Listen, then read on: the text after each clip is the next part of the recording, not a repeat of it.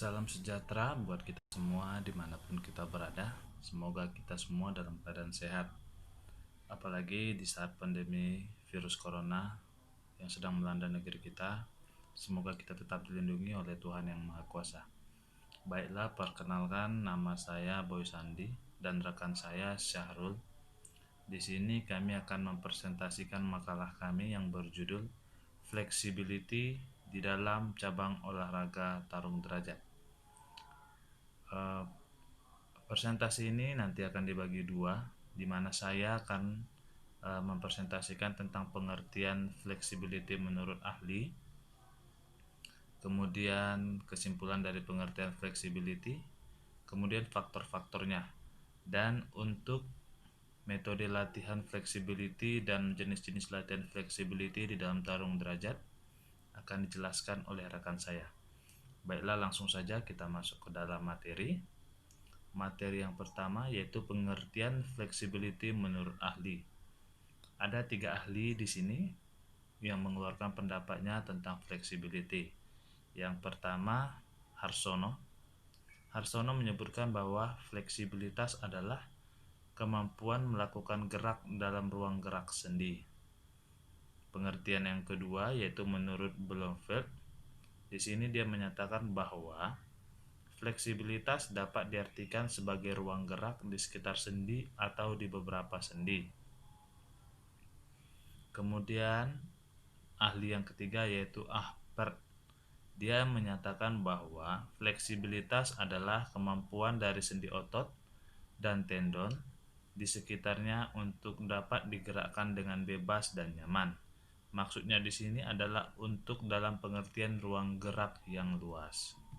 Nah, dari beberapa pendapat ahli tersebut dapat disimpulkan bahwa fleksibilitas adalah kemampuan untuk melakukan gerak dalam ruang gerak sendi. Kemampuan yang dimaksud adalah untuk menampilkan suatu keterampilan yang memerlukan ruang gerak sendi yang luas dan memudahkan untuk melakukan gerakan-gerakan yang cepat dan lincah. Baiklah, yang ketiga yaitu faktor yang mempengaruhi flexibility. Oke. Ada beberapa faktor yang mempengaruhi flexibility. Yang pertama, otot, di mana otot ini terdapat di seluruh tubuh dan yang mempengaruhinya terhadap flexibility yaitu pada jaringan ototnya. Yang kedua, tendon. Yang ketiga, ligamen. Yang keempat itu ada tipe dan struktur sendi.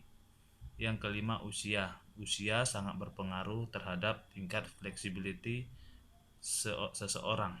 Semakin tua usianya atau ketika memasuki tahap manula, itu fleksibilitinya sudah berkurang. Kemudian faktor yang berikutnya itu jenis kelamin. Jenis kelamin perempuan itu biasanya lebih lentur atau lebih fleksibility tubuhnya dikarenakan perempuan memiliki otot yang lebih sedikit jumlahnya daripada otot yang dimiliki oleh laki-laki. Yang kemudian yang terakhir yaitu suhu tubuh dan otot. Kita tahu suhu tubuh dan otot ini mempengaruhi jaringan otot. Bila suhu otot atau suhu tubuh sudah panas, maka otot tersebut akan siap untuk meregang, sehingga suhu tubuh dan otot juga termasuk ke dalam faktor yang mempengaruhi flexibility. Baiklah, sekian yang dapat saya sampaikan. Untuk materi berikutnya akan disampaikan oleh teman saya Syahrul.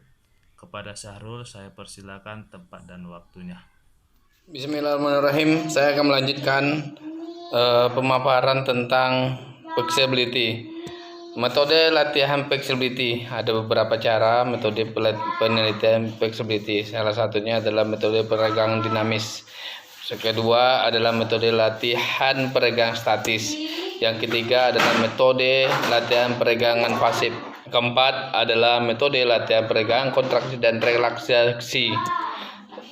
Dan yang kelima, macam-macam latihan fleksibilitas dalam tarung derajat. Pertama, hip flexor atau square, kedua break with leg seat, yang ketiga set it wrong twist, keempat fold over track, kelima fold over trick, keenam lower black and glitis, ketujuh swat strike, ke-8 wrestling fiction, ke-9 quartius, ke-10 standing technique lesson.